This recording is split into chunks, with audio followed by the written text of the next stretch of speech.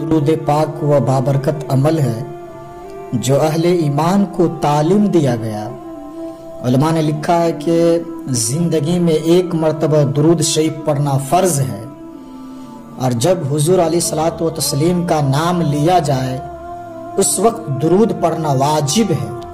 اور اس کے علاوہ اور بھی وجوب کے بہت سارے مقامات علماء نے بیان فرمائی ہے، اور نمایاں 40 مقامات علماء نے بیان کیا ہے جہاں درود شریف پڑھنا مستحب ہے، لیکن بعض مقامات پہ درود شریف پڑھنا مکروہ بھی ہے، جیسے کہ باتھ روم اور اس قبیل کے اور مقامات اور جگہ اور احوال ایسے ہیں جہاں درود شریف نہیں پڑھنا چاہیے۔ باقی درود شریف و بابرکت وظیفہ ہے جو مقبول بارگاہ عمل ہے کہ جس کو جتنی بار مرضی پڑھو تو طبیعت میں اکتاہٹ نہیں ہوتی، انسان تھکتا نہیں ہے۔ اور ایک یہ کہ اس عمل کی برکتیں اتنی ہیں، اس کا ثواب اتنا ہے کہ حضور نبی رحمت صلی اللہ تعالی علیہ وسلم کا فرمان عالی شان ہے۔ حضرت ابو ہریرہ رضی اللہ تعالیٰ عنہ سے سماعت کیجئے کہ حضور علیہ الصلوۃ والتسلیم نے ارشاد فرمایا، من صلی علیہ صلاۃ واحدۃ صلی اللہ علیہ عشرا، کہ جو میرے اوپر ایک مرتبہ درود پڑھتا ہے اللہ تعالیٰ اس پر 10 رحمتوں کا نزول فرماتا ہے۔ یہ اس بابرکت وظیفے کا نتیجہ ہے جو بندہ مومن کو نصیب کر دیا جاتا ہے۔ دوسری روایت حضرت انس بن مالک رضی اللہ تعالیٰ عنہ سے مروی ہے، ان النبی صلی اللہ تعالی علیہ وسلم قال من ذکرت عنده فلیصلی علی ومن صلی علی مرۃ صلی اللہ بہا عشرا۔ حضور نے فرمایا کہ جس شخص کے سامنے میرا ذکر کیا جائے اس کو میرے اوپر درود پڑھنا چاہیے، اس لیے کہ جس نے میرے اوپر ایک مرتبہ درود پڑھا اللہ تعالیٰ اس پہ 10 رحمتیں نازل فرماتا ہے۔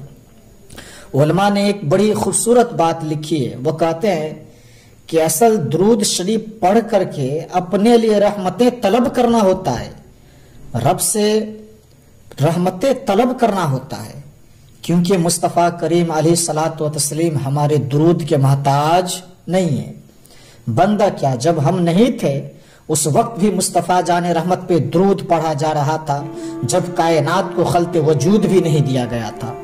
مصطفیٰ پہ درود و سلام اس وقت بھی پڑھا جا رہا تھا جب ہم پیدا ہی نہیں ہوئے تھے، جب کسی چیز کا وجود نہیں تھا۔ تو یہ ہم اپنی سعادت مندی حاصل کرتے ہیں۔ اس کی مثال یہ ہے کہ جو مانگنے والے ہوتے ہیں نا، سائل 2 طرح کے ہوتے ہیں۔ سورۃ الفاتحہ کی تفسیر میں یہ بات منقول ہے کہ ایک وہ ہے جو ڈائریکٹ دروازے پر دستک دے کے صاحب خانہ سے مانگتے ہیں، صاحب خانہ اپنی توفیق کے مطابق اسے دے نہ دے اس کی مرضی۔ اور مانگنے والوں کا ایک اور طریقہ ہوتا ہے کہ وہ مانگتے نہیں ہیں، کسی شخص سے وہ دستے دراز نہیں کرتے، بلکہ وہ دروازے پہ کھڑے ہو کر اس کو دعائیں دینے لگتے ہیں، تیرے بچوں کی خیر، تیرے والدین کی خیر، اس طرح دعا دیتے ہیں۔ جہاں دادا پردادا سے شروع ہوتے ہیں نیچے نسل تک آ جاتے ہیں، اور جب وہ دعا دیتے ہیں مانگ رہے ہوتے ہیں، رب سے دعا کر رہے ہوتے ہیں کہ تیرے خاندان کی، تیرے جان کی خیر، تو گھر والا سمجھتا ہے جو ہمیں دعائیں دے رہا ہے اصل خود خالی جھولی لے کر آیا ہے، یہ کچھ مانگنا چاہتا ہے۔ تو کوئی شخص اللہ کی بارگاہ سے مانگنا چاہے، اللہ تو اولاد سے پاک ہے، تو اس کے محبوب کی خیر مانگو، اللہ سے ایک بار خیر مانگو گے 10 رحمتیں جھولی میں ڈال دے گا، یہ رب کا کرم ہے۔ تو یہ مانگنے کا ایک مہذب طریقہ ہے جو اہل ایمان مانگتے ہیں۔ تو اس لیے اگر سارے وظیفے چھوڑ دیے جائیں، صرف درود شریف پڑھا جائے، تو یہ ایک ایسا عمل ہے کہ حضرت ابی بن کعب رضی اللہ تعالیٰ سے مروی ہے، اور یہ روایت آگے آ رہی ہے، یہ کتنا بابرکت عمل ہے جس کی تعلیم خود حضور نے ارشاد فرمائی۔ حضور علیہ الصلوۃ والتسلیم کا ایک قول آپ سماعت کریں جس کو امام طبرانی نے اپنی معجم میں روایت کیا ہے کہ حضور علیہ الصلوۃ والتسلیم نے ارشاد فرمایا، من صلی علیہ صلاۃ واحدۃ صلی اللہ عشرا۔ حضور صلی اللہ تعالی علیہ وسلم نے ارشاد فرمایا کہ جو شخص مجھ پر ایک بار درود پڑھتا ہے صلی اللہ علیہ عشرہ تو اللہ اس پر 10 رحمتیں نازل فرماتا ہے. ومن صلی علیہ عشرہ صلی اللہ علیہ مئتن، اور جو میرے اوپر 10 مرتبہ درود پڑتا ہے اللہ تعالیٰ اس پر 100 رحمتیں نازل فرماتا ہے. ومن صلی علیہ مئتن کتب اللہ بین عینیہ براءۃ من النفاق و براءۃ من النار. حضور صلی اللہ تعالی علیہ وسلم نے فرمایا اور جو شخص میرے اوپر 100 مرتبہ درود پڑھتا ہے 100 مرتبہ، تو آقا نے فرمایا کتب اللہ بین عینیہ، اللہ رب العزت اس کی دونوں آنکھوں کے درمیان لکھ دیتا ہے براءۃ من النفاق، کہ یہ نفاق سے خالی ہے، یہ بندہ منافق نہیں ہے اور یہ بندہ دوزخی بھی نہیں ہے، دوزخی بھی نہیں ہے. یہ نہ منافق ہے اور نہ یہ دوزخی ہے. نفاق سے اور دوزخ سے بڑی لکھ دیا جاتا ہے اس انسان کو. واسکن اللہ یوم القیامہ مع الشہداء، اور اللہ رب العزت قیامت کے دن جس مرتبے پر شہداء کو ٹھہرائے گا اسی مقام پہ درود پڑھنے والوں کو ٹھہرائے گا، درود پڑھنے والوں کو ٹھہرائے گا. تو حضرات یہ وہ ثواب ہے اس شخص کے لیے جو حضور پر کثرت کے ساتھ درود پڑھتا ہے. حضرت عبد الرحمن بن عوف رضی اللہ تعالیٰ عنہ سے ایک روایت سنیے، فرماتے ہیں یہ 10 مبشرہ میں سے جلیل القدر صحابی ہیں اور صحابہ میں سب سے زیادہ امیر صحابی بھی یہی ہے. 1,44,000 صحابہ میں سب سے امیر ترین صحابی حضرت عبد الرحمن بن عوف رضی اللہ تعالیٰ عنہ ہیں.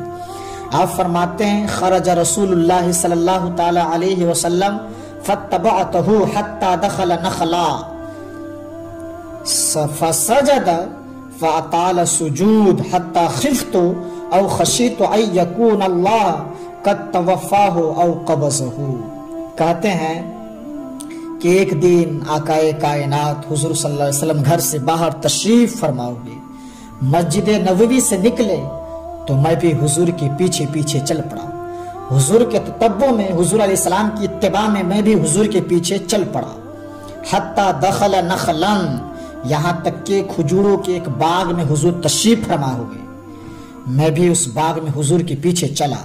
میں کیا دیکھتا ہوں فسجدہ، حضور نے سجدہ فرمایا. فاطال سجود، اور سجدہ کو اتنا لمبا کیا تھا حتی خفت او خشیت ان یکون اللہ قد توفاہ او قبضہ، کہ مجھے ڈر لگا کہ حضور علیہ السلام کا وصال ہو گیا، کہ حضور نے سر انور سجدے میں رکھے ہوئے ہیں پھر اٹھا ہی نہیں رہے. میں ڈرا اس بات سے کہ کہیں حضور کا وصال تو نہ ہو گیا. تو حضور صلی اللہ علیہ وسلم کیا اس دار فانی سے تشریف تو نہیں لے گئے؟ تو یہ کہتے ہیں قال فجعت انظر فرفع رأسا، تو میں دیکھ ہی رہا تھا کہ اچانک حضور نے سر انور اٹھایا. قال ما لک یا عبد الرحمن، میرا رنگ اڑا تھا، میری طبیعت پر ایک عجیب کیفیت تھی. حضور نے سر اٹھایا اور مجھے اس حالت میں دیکھا، کہا اے عبد الرحمن تجھے کیا ہو گیا؟ میں نے کہا فذکرت ذلک لہ، مجھے جو ہوا تھا میں نے حضور کو بتا دیا. تو میں ڈر گیا تھا کیونکہ صحابی تھے، صحابی کی زندگی میں تو حضور کے نام ہی سے زندگی تھی، آقا علیہ الصلوۃ والتسلیم کی زندگی کے ساتھ اور حضور کے حیات کے ساتھ میں وہ تو جیتے تھے بلکہ اٹھتے ہی تھے، ہے نہیں. اور صحابہ رضوان اللہ تعالی علیہم اجمعین کے لیے سب سے مشکل وقت حضور علیہ الصلوۃ والتسلیم کے وفات کا وقت تھا، ان سے برداشت نہیں ہوتا تھا. آپ نے پڑھا ہوگا یا شاید علماء سے آپ سنے ہوں گے، حضرت عمر نے تلوار نکال لی تھی حضور صلی اللہ تعالی علیہ وسلم کے وصال پر، کوئی کہے تو حضور کا وصال ہو گیا ہے میں گردن کاٹ دوں گا. روتے تھے، عجیب کیفیت تھی. حضرت ابوبکر صدیق نے ہاتھ آگے کیا لیکن حضرت عمر جو ہے ان کی بھی بات نہیں مانی، ان کی بات نہیں سنی. اور حضرت بلال چیخ مارتے تھے، عجیب عالم تھا اس وقت. حضرت سیدہ طیبہ طاہرہ فاطمہ رضی اللہ تعالیٰ عنہ کہتی ہے سبت علی مصائب لو انہا سبت علی الایام شر اللیالی. کہتے ہیں لوگوں मेरे ऊपर जो मुसीबतें आन पड़ी है ना, टूट पड़ी है ना, अगर वह रोशन दिनों पर पड़ती तो वह भी काली रात बन जाती, इतनी मुसीबत आ गई। हुजूर अलैहिस्सलाम की विसाल पर सहाबा की कैफियत ये है। हजरत ज़ैद बिन अब्दुल्ला अपने बाप को पानी दे रहे थे। हजरत इमाम ज़ुरक़ानी ने इसको लिखा है कि बेटे ने जाके कहा, अब्बा जी कोई बात सुनी है? उन्होंने कहा कि बताओ बेटे क्या हुआ है? तो कहा हुजूर का विसाल हो गया है। तो हजरत ज़ैद ने यूं ही हाथ उठाई और सुनो उन्होंने क्या कहा, अल्लाहुम्मा अज़हिब बसरी हत्ता ला अरा बअद हबीब मुहम्मदिन अहदा। ए अल्लाह मुझे अंधा कर दे, मुझे नाबीना कर दे। आंखों की चिराग रोशन इसलिए थे कि मैंने रसूल को देखता था। अब हुजूर अगर इस दुनिया से चले गए तो मैं इन आंखों की चिराग क्या करूंगा लेकर के। अल्लाह रब्बुल इज्जत ने उनकी दुआ कबूल फरमा ली और वह फौरन नाबीना हो गए। किसी ने बाद में उनके पास जाके अफसोस किया कि तुम्हारी आंखों की बिनाई जाती रही, बड़ा अफसोस हुआ। वो फरमाने लगे, अफसोस तुम्हें हुआ होगा, मुझे तो कोई नहीं हुआ, मैं तो हुजूर के बगैर किसी को देखना ही नहीं चाहता हूँ। और आला हजरत फरमाते हैं, कौन नजरों में चढ़े वो देख के तलबा तेरा, यानी जिसने आपको देखा फिर वो किसी को और क्या देखे, यानी वो क्यों देखे किसी को। ये सहाबा की कैफियत थी। बल्कि गदावा नामी ऊंटनी जिस पर हुजूर सवारी किया करते थे, कुतुब में आया है और सही रिवायात है कि हजरत फातिमा ज़हरा की दहलीज पर जा करके सर रख के रोया करती थी। और याफूर नामी दराज गोश जिस पर हुजूर सल्लल्लाहु ताला अलैहि वसल्लम सवारी किया करते थे, जिसको हम अपनी जबान में गधा कह लेते हैं, लेकिन निस्बत रसूल से हो गई तो फिर उसे दराज गोश कहेंगे। वह कबीले बनु सुलैम के कुएं में छलांग लगा करके मर गया कि जब हुजूर चले गए, जब आका चले गए, जब हुजूर वफात कर गए तो फिर हमें जी करके क्या करना है। नहीं तो याफूर नामी दराज गोश बनु सुलैम के कुएं में छलांग लगा करके अपनी जान दे दी कि जब हुजूर चले गए हैं तो हमें जी करके क्या करना है। तो ये सहाबा की यानी कैफियत हुआ करती थी। अब रिवायत आप समाप्त करें कि एक रिवायत में हजरत अबू हुरैरा से आया है।